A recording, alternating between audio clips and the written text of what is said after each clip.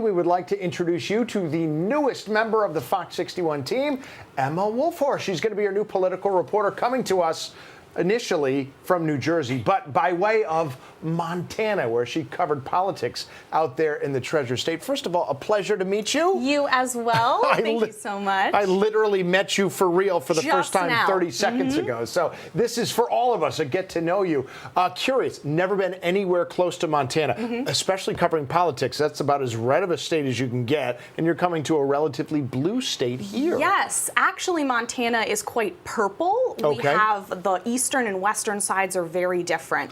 So the eastern geography of the state is a lot more conservative, whereas the cities along the west, really progressive. So it was really interesting to cover politics there, a real dichotomy between the conservative and the liberal in that state. And I imagine you get a fair amount of that here, too, as things tend to be grouped along the different corridors, I-84, I-91. Right. You're going to learn that, too. Is this your first time in Connecticut? Yes, I've only ever driven through on the way somewhere else, but familiar with the tri-state area being from New Jersey. So I'm excited to be closer to home, back on the East Coast, but still in a totally new state for me. Okay, tell us about New Jersey. Where are you from? What was it like growing up there? Sure, I'm from central New Jersey, Monmouth County. Anyone from New Jersey will know, exit 109. That's how we tell each other where we're from.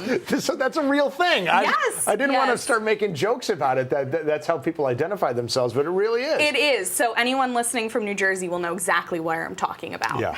Wait, did they ever change the exit numbers? Like, that's what they're doing here. We used to have sequential exit numbers, like 2, 3, 4. Now they're changing it based on sort of how many miles it is in between. I haven't been there in a while, but I know they're changing all the rest areas to be named after famous New Jerseyans. So.